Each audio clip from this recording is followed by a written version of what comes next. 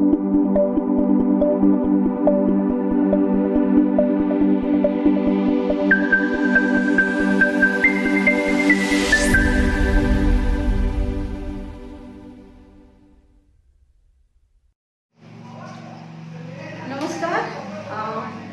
Academy के YouTube channel पे आपका फिर से एक बार हार्दिक स्वागत और अभिनंदन है। तो चलिए देखिए, हम लोगों का पॉलिटी का जो चल रहा था सिस्टमैटिक ढंग से, हम लोग एकदम सिस्टम से चल रहे हैं, पूरा शुरू से लेकर लास्ट तक हम लोग कवर करेंगे। तो आज हम पिछली क्लास में हम लोग स्रोत पढ़े थे, ठीक है, संविधान के प्रमुख स्रोत, यानी संविधान को कहाँ कहाँ के देश के संविधान से क्या क्या चीजें ली गई थी उसके बारे में हम लोग देखे थे। और आज के वीडियो में हम लोग देखेंगे अनुसूचियां।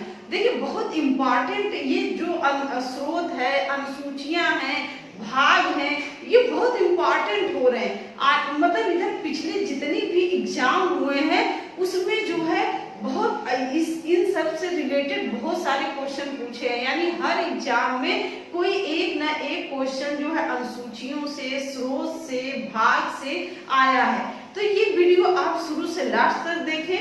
यदि आपको वीडियो पसंद आए तो लाइक शेयर सब्सक्राइब जरूर करें। तो देखें जो है आज हम अनुसूचियां शुरू करेंगे।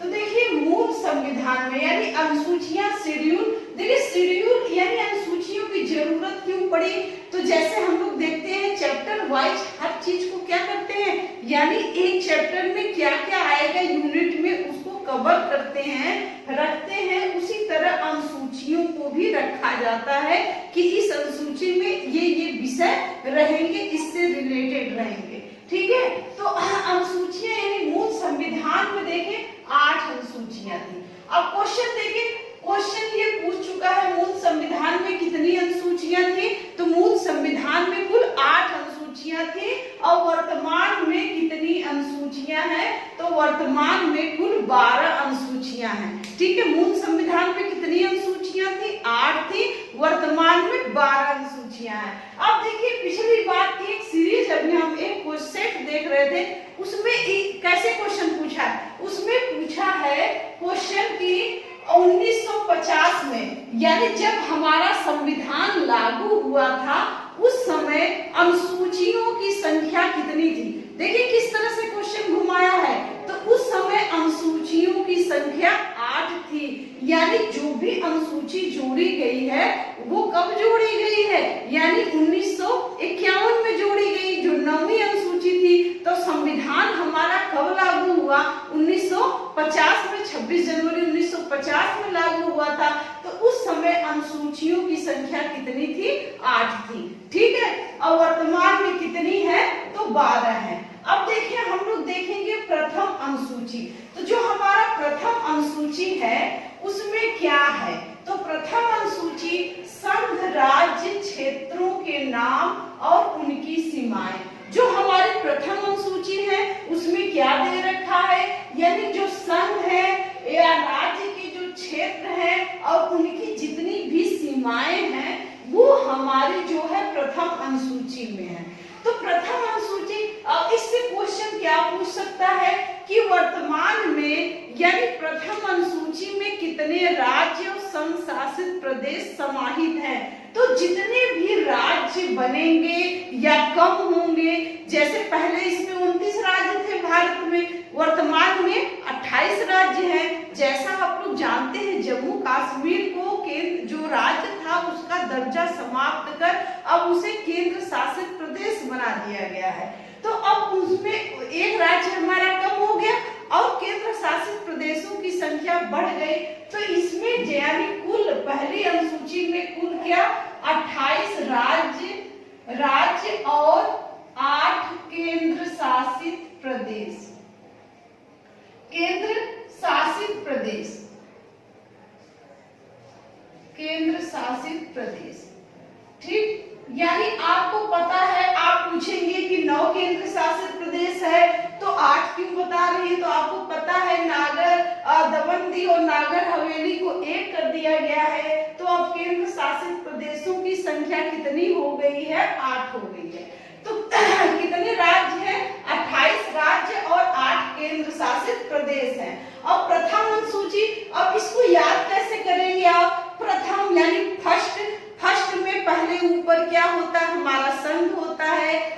राज्य सीमाएं होती हैं, तो प्रथम अनुसूची में संघ राज्य और उसकी सीमाओं का ब्यौरा है। अब आइए देखिए दूसरी अनुसूची।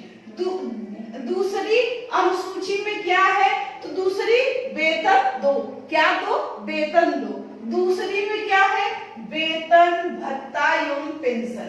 देखिए दूसरी अनुसूची में आपके जो महत्वपूर्ण पदाधिकारी हैं जैसे राष्ट्रपति, उपराष्ट्रपति, राज्यपाल, सर्वोच्च न्यायालय के मुख्य न्यायाधीश, नियंत्रक, महालेखा परीक्षक, लोकसभा के अध्यक्ष, उपसभापति आदि के जो वेतन भत्ते एवं पेंशन का विवरण है वो किसमें है, दूसरी अनुसूची। यानी आम आदमी को कितना वेतन मिलेगा इसका उल्लेख नहीं है, बल्कि हमारे जो उच्च पदाधिकारी है उनके वेतन भत्तों का उल्लेख दूसरी अनुसूची में है। एकदम याद रखिएगा, प्रथम अनुसूची संघ और राज्य क्षेत्र, दूसरी अनुसूची क्या हो जाएगा, वेतन भत्ते और पेंशन, यानी विभिन्न पदाधिकारियों के वेतन भत्ते और पेंशन। अब देखिए आते हैं तीसरी अनुसूची। तीसरी अनुसूची हमारा शपथ है, यानी शपथ जब भी कोई सांसद, विधायक जो होते हैं, लोकसभा राष्ट्रपति या लोकसभा का अध्यक्ष, ये लोग जो शपथ लेते हैं उस शपथ का प्रतिज्ञान जो होता है वो किस अनुसूची में दे रखा है, तीसरी अनुसूची। तो ज्यादातर एग्जामों में क्या आता है, दूसरी अनुसूची तीसरी अनुसूची से क्वेश्चन कोरिलेट कर देते हैं और बच्चे कंफ्यूज हो जाते हैं कि दूसरी में क्या है, तीसरी में क्या है। तो दूसरी 10 से 2 वेतन दो, दूसरी अनुसूची में वेतन है और तीसरी अनुसूची में शपथ है। अब क्वेश्चन आपको याद रखना है कि शपथ में किसके शपथ का उल्लेख जो है तीसरी अनुसूची में नहीं है। सबसे इंपॉर्टेंट आपको यहाँ से याद करना होगा। देखिए राष्ट्रपति अनुच्छेद 60 में इनका शपथ है, उपराष्ट्रपति इनके शपथ का जो उल्लेख है अनुच्छेद 69 में है, ध्यान रखिएगा। और जो राज्यपाल हैं,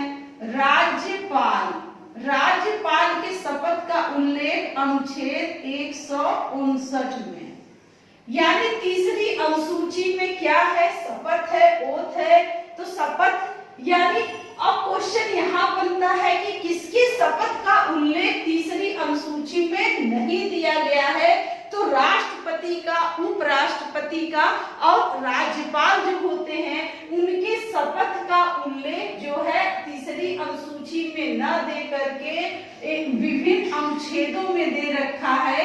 तो किस अनुच्छेद में दिया है, 60 में, 69 में और 159 में। राष्ट्रपति का शपथ 60 में, उपराष्ट्रपति का शपथ अनुच्छेद 69 में और राज्यपाल का शपथ जो है अनुच्छेद 159 में। अब आप लोगों को ध्यान रखना है, ठीक है। तो प्रथम अनुसूची संघ और उसके राज्य, द्वितीय अनुसूची वेतन, तीसरी अनुसूची शपथ। शपथ में किसके शपथ का उल्लेख तीसरी अनुसूची में नहीं है, तो राष्ट्रपति, राज्यपाल और उपराष्ट्रपति के शपथ का उल्लेख तीसरी अनुसूची में नहीं मिलता, क्योंकि ये भारत के बहुत ही महत्वपूर्ण पद होते हैं। इसलिए इनके जो शपथ होते हैं, क्योंकि ये संविधान के संरक्षक का जो शपथ लेते हैं, इसलिए इनके शपथ का उल्लेख अलग अलग अनुच्छेदों में दे रखा है, ठीक। अब देखिए चौथी अनुसूची। चौथी अनुसूची में क्या है भाई, चौथी अनुसूची में राज्यों और केंद्र शासित प्रदेशों में राज्यसभा में सीटों का आवंटन,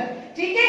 यानी राज्यवार सीटों का आवंटन, किस राज्य से कितने प्रतिनिधि राज्यसभा में चुनकर जाएंगे, इनका जो विवरण है वो चौथी अनुसूची में है। तो चौथी अनुसूची में राज्यसभा में सीटों का आवंटन दिया है। अब याद रखेंगे सबसे अधिक कहां से राज्यसभा में किस राज्य को सीट मिला हुआ है, तो सबसे अधिक कौन सा है आपको, उत्तर प्रदेश। उत्तर प्रदेश लोकसभा में भी और राज्यसभा में भी सबसे अधिक जो सीट होती है वो उत्तर प्रदेश से ही होकर के जाती है, ठीक है। इसीलिए देखिए एक मजाक इस समय चल रहा है कि जब जो साउथ के जो स्टूडेंट होते हैं, साउथ के जो युवा होते हैं, वो आईटी, पीएमटी आदि जो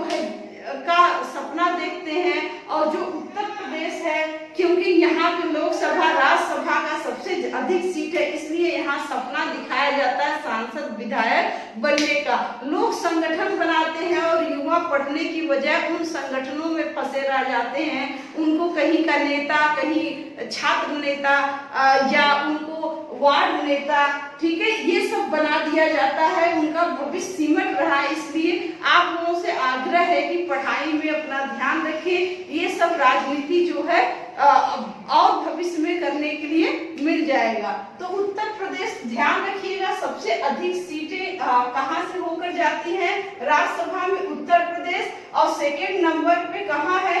महाराष्ट्र। ये भी देखिए क्वेश्चन पूछ चुका है, यानी दूसरा सबसे अधिक राज्यसभा सीट किस राज्य से जाती है? तो महाराष्ट्र से जाती है। कितने सीट वहां से चुन के जाती है राज्यसभा में? तो 19।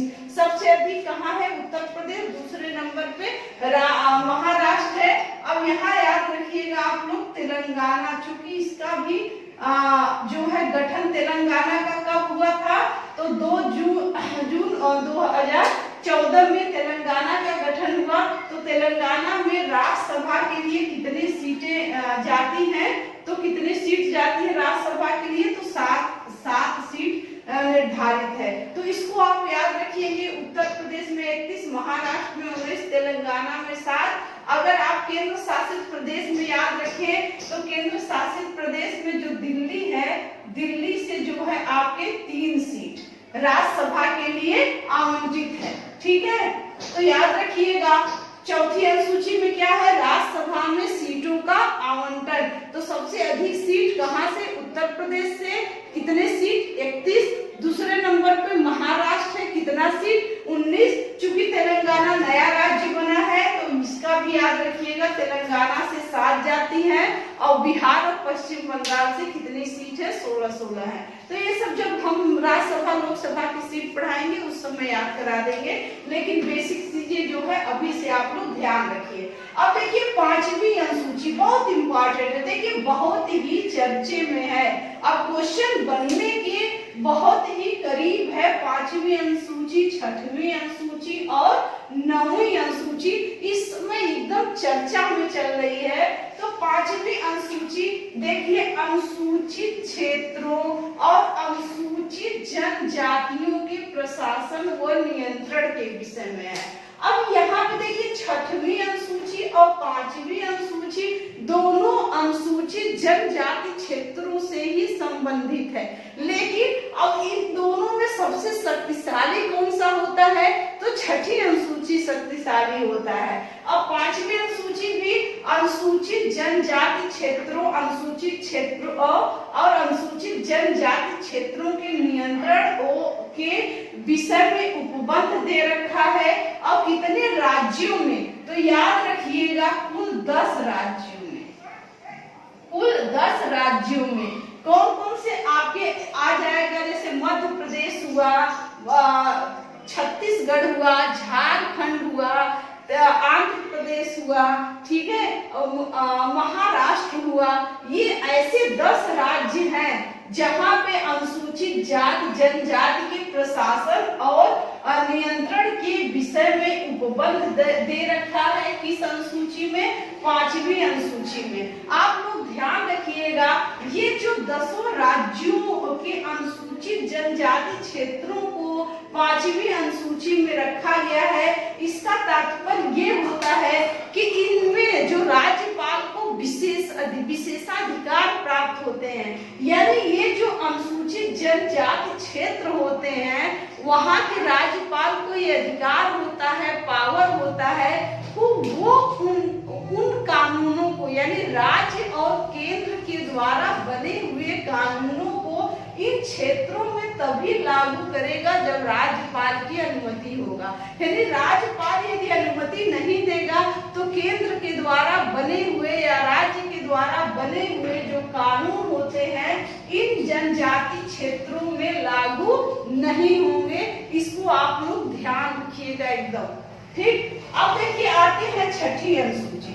6ठी अनुसूची यानी 5 राज्यों। देखिए अब आप कंफ्यूज होंगे क्योंकि जितने भी बुक हैं पुस्तकें हैं उसमें सिर्फ 4 ही राज्य दे रखा है, लेकिन 2007 से जो है गोरखालैंड को भी इसमें शामिल कर दिया गया है। तो आप लोग एकदम ध्यान रखिएगा कि छठी अनुसूची यानी आप लोग ये ट्रिक है MMTA या ममता, ठीक है, MMTA से याद रखिएगा मेघालय, मिजोरम, त्रिपुरा, असम, किन 5 राज्यों में, यानी पहले तो एक ट्रिक याद रखिएगा ममता MMTA यानी मेघालय, मिजोरम, T से त्रिपुरा, A से असम, ये 4 राज्य हो गए।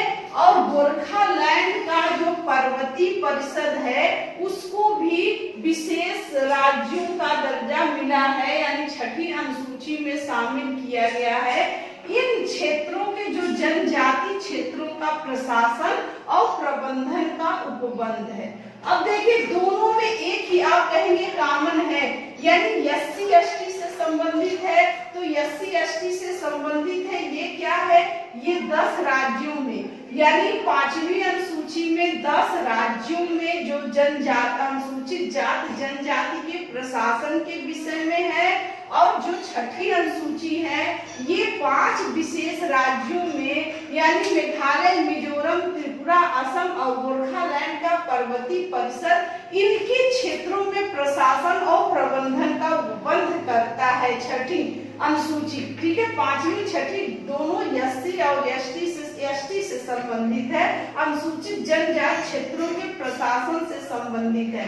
अब देखिए यहाँ भी वही है, यानी यहाँ की ये जो 5 राज्य है ना, इनमें भी जो राज्यपाल होते हैं उनको विशेष पावर प्राप्त होता है, यानी राज्यपाल जब तक अनुमति नहीं देता है तब तक, यानी इन क्षेत्रों में केंद्र और राज्य के द्वारा बनाए गए कानून लागू नहीं होते हैं। और यहाँ पे देखिए 5वीं अनुसूची में 20 जो सदस्य होते हैं, 20 मनोनीत सदस्य होते हैं, वो वहाँ की प्रशासन यानी जो जनजाति क्षेत्र होते हैं वहाँ के प्रशासन और प्रबंधन के बारे में देखते हैं।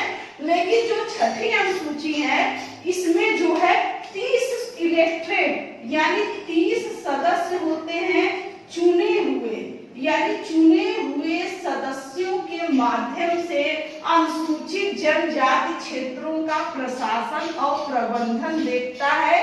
कौन, किसके माध्यम से, यानी राज्यपाल इन 30 चुने हुए सदस्यों के माध्यम से इन क्षेत्रों के प्रशासन और प्रबंधन के विषय में देखता है। तो आप इसको याद रखिएगा, 5वीं और छठी अनुसूची। 5वीं अनुसूची अनुसूचित जाति जनजाति से संबंधित जो 10 राज्यों में है, और छठी अनुसूची 5 राज्यों में, यानी 5 राज्यों में आप एक ट्रिक मेघालय, मिजोरम, त्रिपुरा, असम, ममता याद कर लीजिएगा।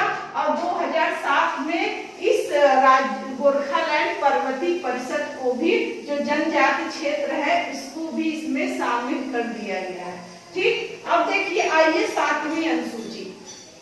7वीं अनुसूची सातवीं स से सूचियां याद करिएगा, 7वीं और सूचियां, यानी 7वीं अनुसूची में संघ और राज्यों के मध्य शक्तियों का विभाजन है। संघ और राज्यों के मध्य शक्तियों का विभाजन है, और शक्तियों का जो विभाजन है वो सूचियों के माध्यम से किया गया है। संघ सूची, राज्य सूची और समवर्ती सूची। अब संघ सूची में कौन विषय होता है, राष्ट्रीय महत्व के विषय को संघ सूची में शामिल किया जाता है। राष्ट्रीय महत्व का विषय जैसे रक्षा, जनगणना, बैंकिंग, नागरिकता। अब देखिए ये लिख क्यों दिए हैं, क्योंकि इसका हम चाहते तो 7वीं अनुसूची सूचियां सम्मिलित है। 7वीं अनुसूची में सूचियां और संघ सूची, राज्य सूची, समवर्ती सूची आदि का जो विषय है वो 7वीं अनुसूची में, लेकिन इसलिए बताया जा रहा है कि एक बार आप यहाँ भी पढ़ ले, एक बार जब आप राज्य और संघ के मध्य संबंध पढ़ेंगे तो वहां भी पढ़ लीजिएगा तो आपको याद रह जाएगा।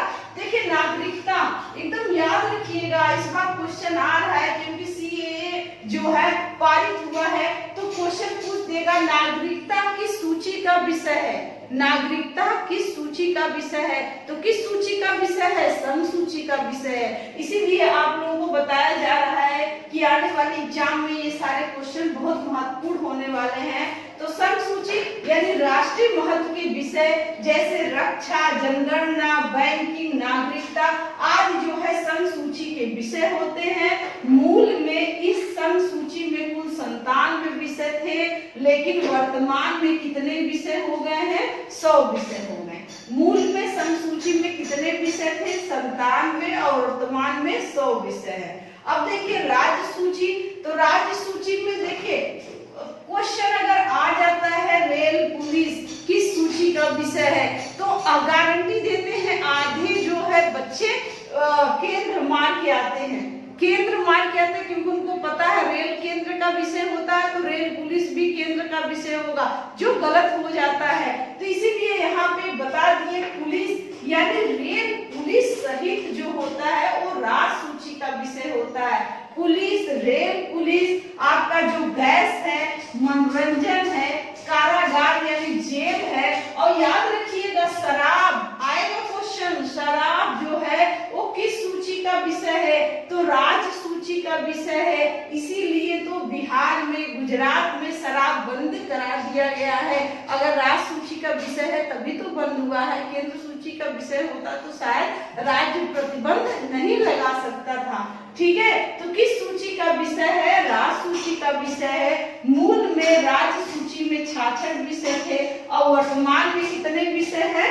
61 विषय हैं। अब देखिए आते हैं तीसरी सूची, समवर्ती सूची। अब समवर्ती सूची से क्वेश्चन बनता है, आप लोग जो स्रोत पढ़े थे, जब तक आप को रिलेट नहीं करके पढ़ेंगे आपको पढ़ने में मजा नहीं आएगा।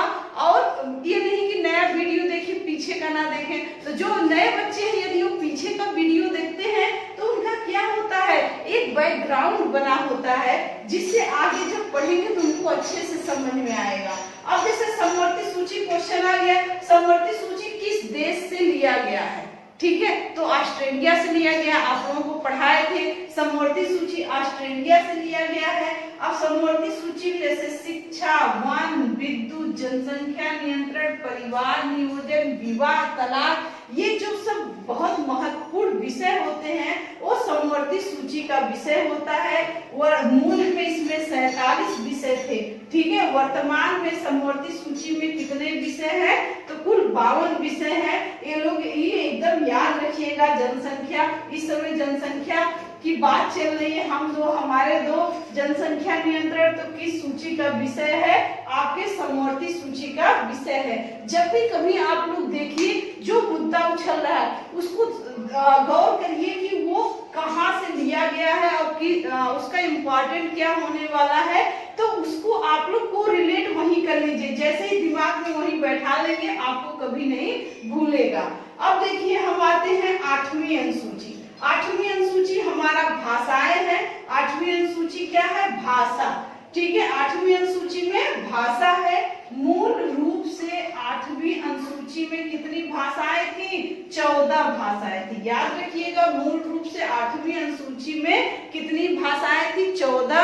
और वर्तमान में कितनी भाषाएं हैं? तो वर्तमान में कुल 22 भाषाएं हैं। तो जाहिर सी बात है कि ये जो 14 थी और 22 भाषा हो गई, तो किसी न किसी संविधान संशोधन द्वारा अन्य भाषाओं को जोड़ा गया होगा। तो आइए देखते हैं। तो 21वां संविधान संशोधन 1967, देखिए 67 सिंधी, यानी 21वां संविधान संशोधन 1967 के द्वारा सिंधी भाषा को जोड़ा गया। अब क्वेश्चन पूछा था एक बार, यानी 15वीं भाषा कौन सी हमारी जोड़ी गई थी? तो 15वीं भाषा यानी 14 पहले थी और सिंधी को जोड़ा गया, तो 15वीं भाषा कौन सी? सिंधी। कब जोड़ा गया? 21वां संविधान संशोधन 1967 में सिंधी जोड़ा गया।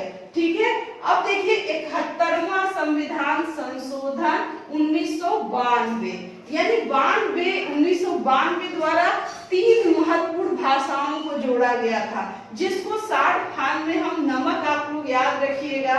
न से नेपाली, म से मणिपुरी और क से कोंकणी। तो 71वां संविधान संशोधन 1992 द्वारा 3 भाषाओं को जोड़ा गया, नेपाली, मणिपुरी और कोंकणी को जोड़ा गया। ठीक है, नमक, नेपाली, मणिपुरी और कोंकणी। नेक्स्ट आप हम लोग देखेंगे, यानी अब देखिए याद करने का तरीका होता है 71 और 21 को आप जोड़ दीजिए, 71 21 92 हो जाएगा। तो 92वां संविधान संशोधन 2003। बहुत सारे बुक में देखिए 4 दिया है जो एकदम गलत है, या कंफ्यूज मत होइएगा।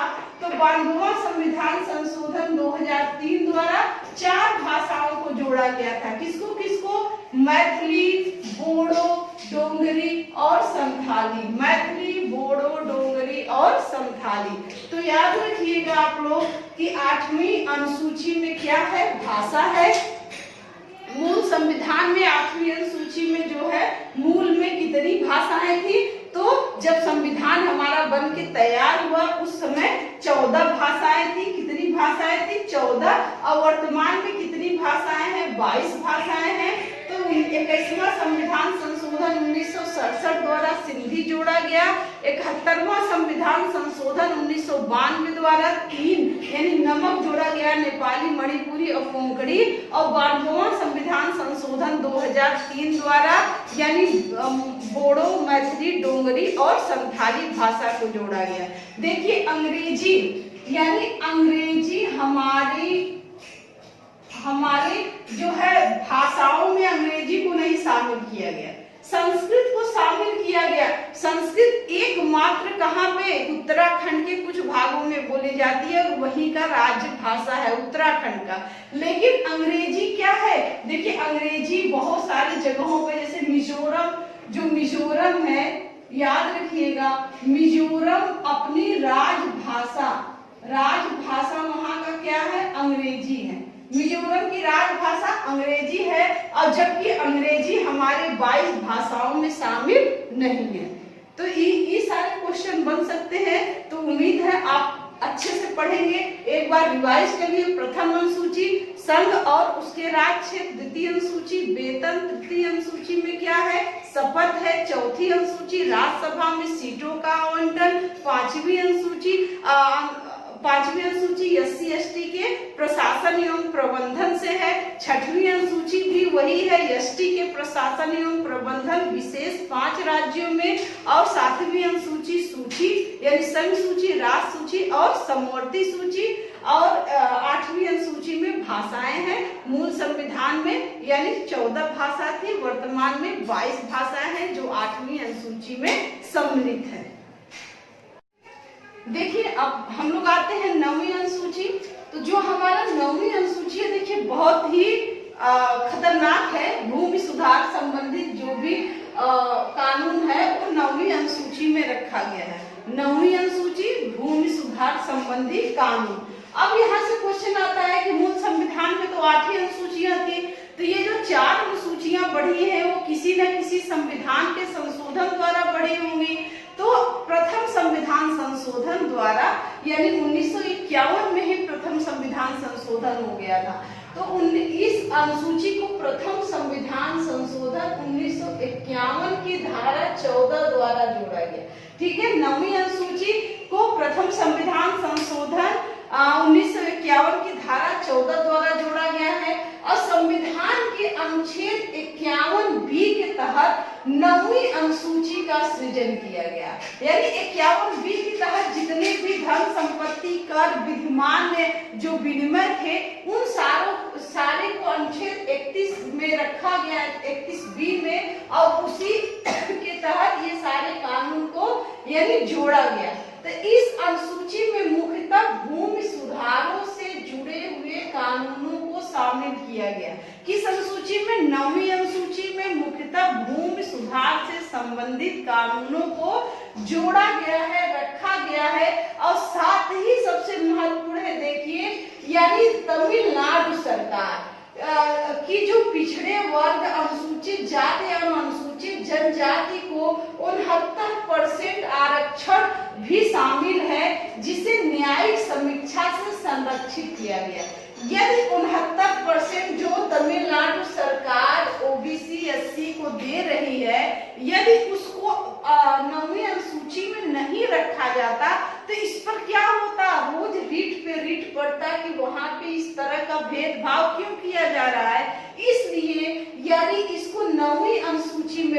दिया गया, ताकि क्योंकि 9वीं अनुसूची की एक विशेषता है, इसके विरुद्ध आप कोर्ट नहीं जा सकते, ठीक है, न्यायालय में चुनौती नहीं दिया जा सकता, इसलिए इस आरक्षण को भी 9वीं अनुसूची में रखा गया ताकि इसे न्यायिक समीक्षा से संरक्षित किया जा सके, यानी न्यायिक पुनरीक्षण न किया जा सके, न किया जाए, इसलिए 9वीं अनुसूची में शामिल किया गया।